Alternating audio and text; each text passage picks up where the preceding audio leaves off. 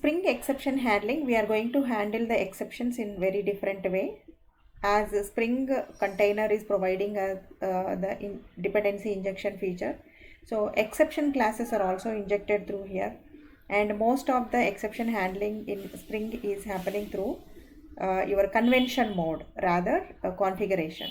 Means most of the Spring exceptions are handled through the annotations, and the exception handling can be done into Spring framework in two ways. One is like a controller level and one is like a application level. What is controller level means? Let us say for your entire application you have one predefined controller. I said a dispatcher controller, which is inbuilt servlet which will handle your request. Further, you will be having the application controllers. Means in our application, based on complexity of our application, we may have multiple controllers. Let's say when you are going to implement with your case study, you may have an admin controller which will have the admin related flow, admin services, admin DAOs, admin entities. That flow is different. And coming to, you have, let us say, login module for which login controller, and let us say you have, let's say, ambulance controller, and you have medical diagnostic center controller. Like you may have multiple controllers implemented for your application, and every controllers will have its own flow with its own set of components in the backend. Like you have a services separately, DO separately for each and every flow. In this scenario, let us say exceptions may be raised for this particular module, separate types of exceptions. A different set of exceptions may be raised in this module, and another set of exceptions may be raised in this module. And there may be some common exceptions may be thrown for all the modules of your applications. So that is the reason exception handling is performed into your Spring applications at two levels. One is controller level, one is application level. Application level is like global to your entire project, so that if any of the exception is handled application level, any layer of your application, any component of your application is throwing, it can be handled. And controller level application means only within that controller only it can handle that exception, and it is no way related with the other controllers.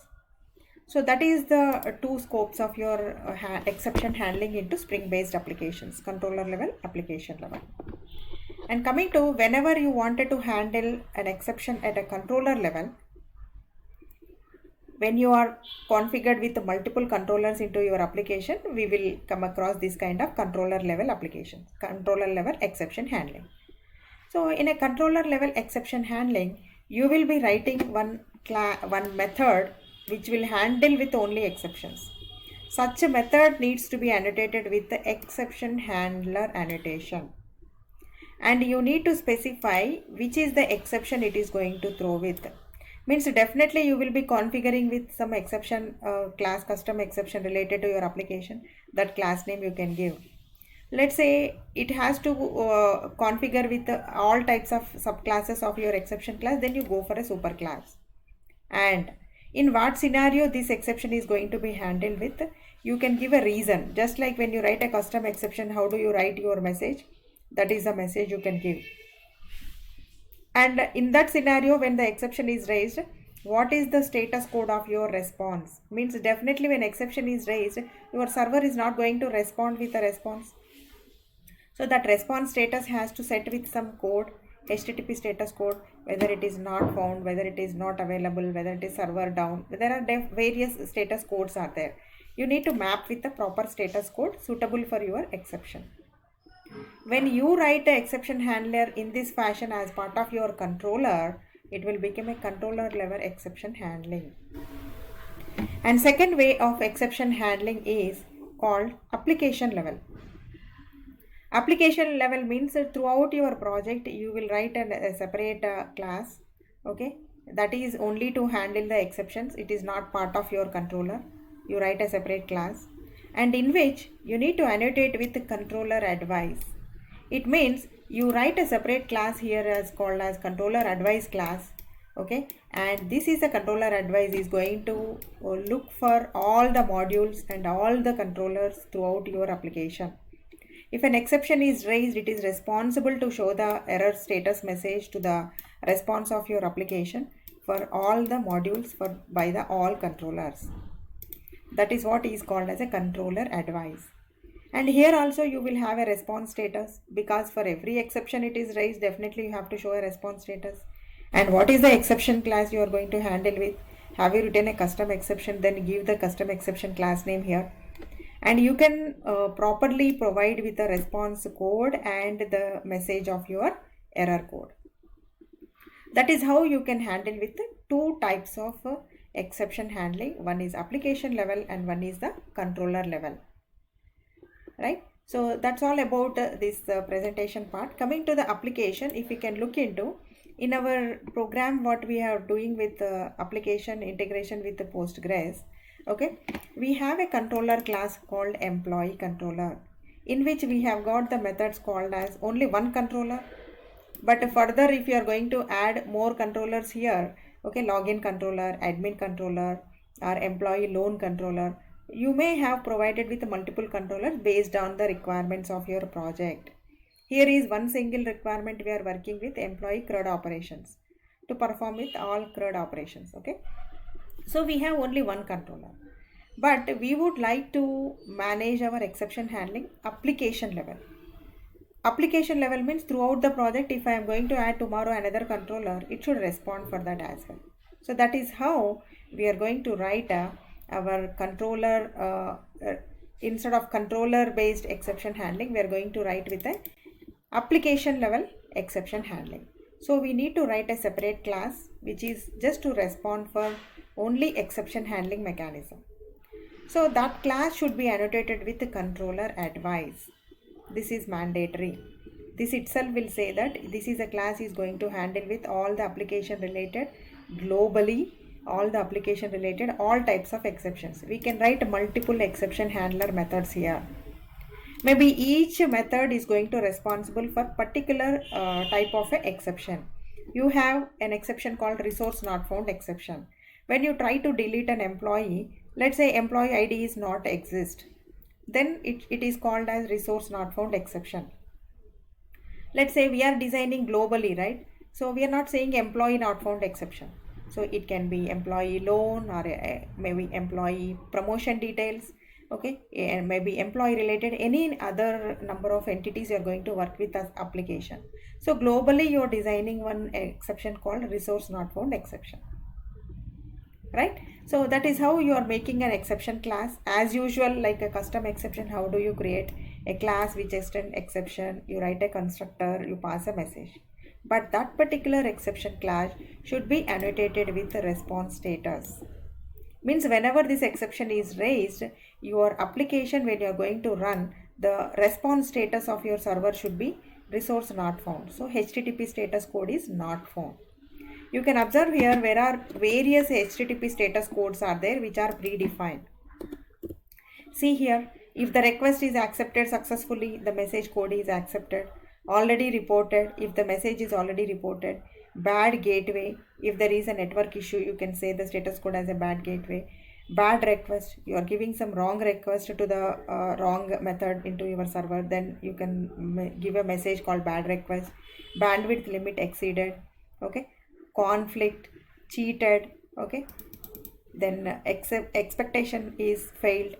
Okay, destination is locked, failed dependency. All these are, there are various HTTP status codes are there. Just you can explore on this part. And here we are going to basically working on whenever the resource is not found, the status code simply you wanted to say like the requested resource not found. So not found is the status code. It is already predefined. We are not going to write our own status code here, which is predefined.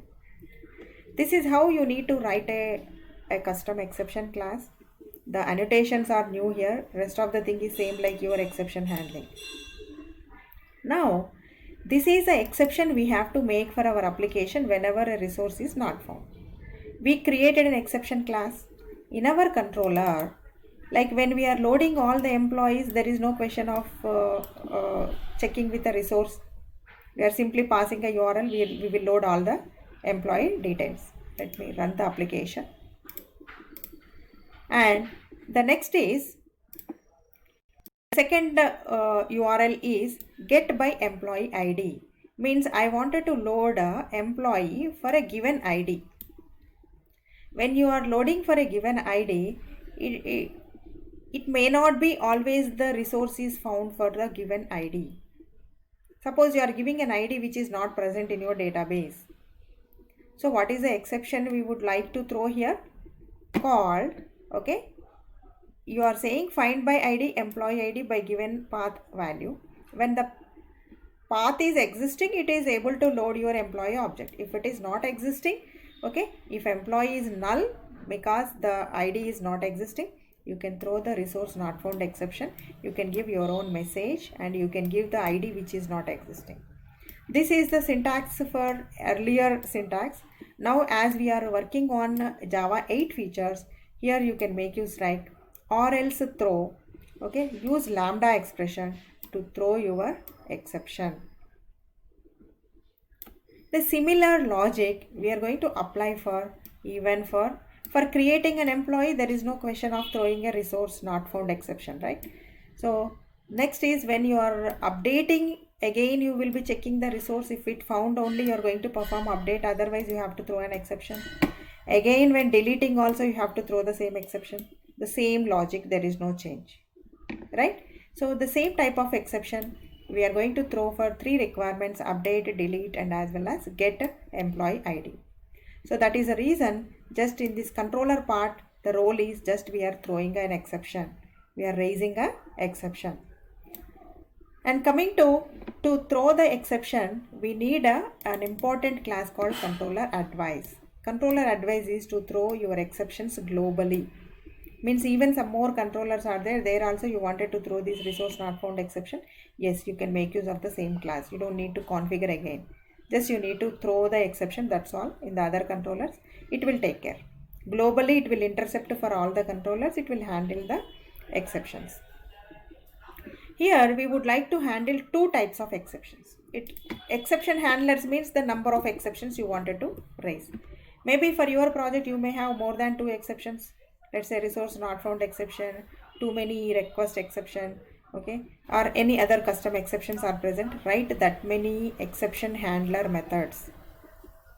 Exception handler means the method which is going to be customized for an exception type.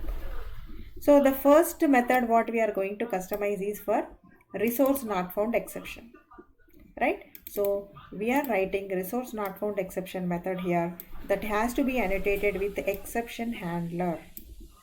Try to understand the number of annotations we are using. Controller advice, for an exception class, response status, for an exception handler, exception handler. This is the annotations we need.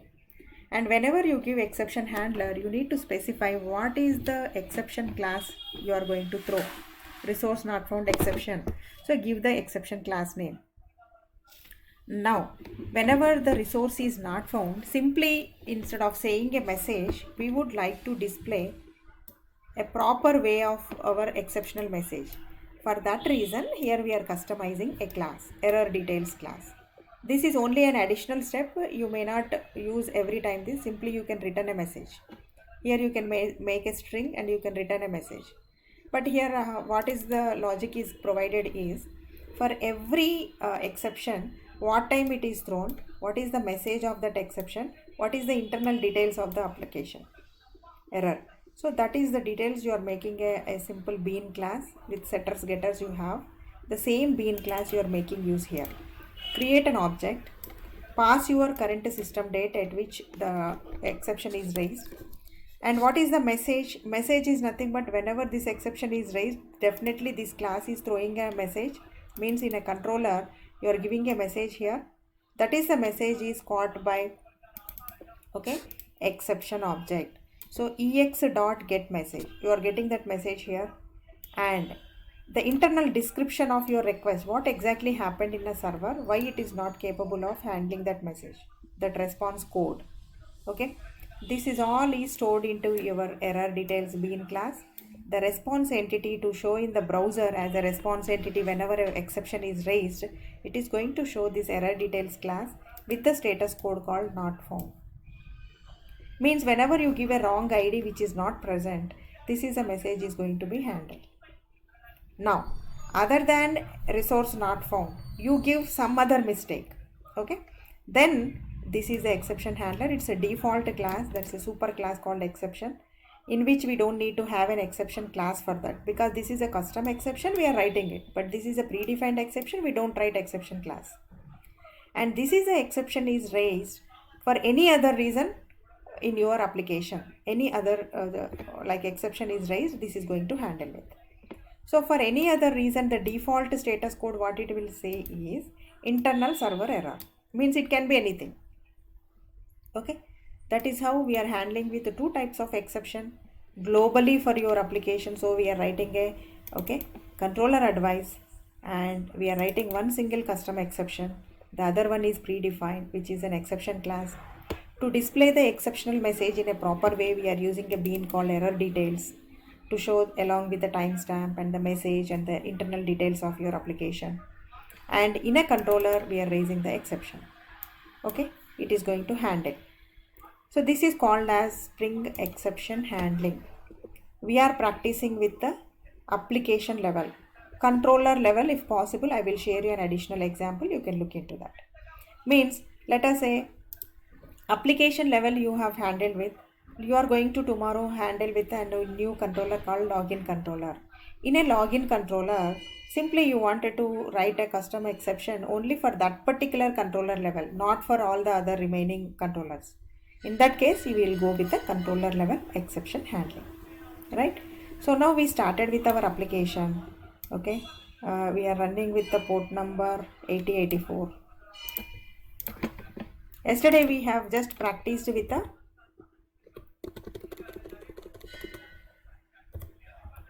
API v1 employees. Okay, you are going to load the available employees.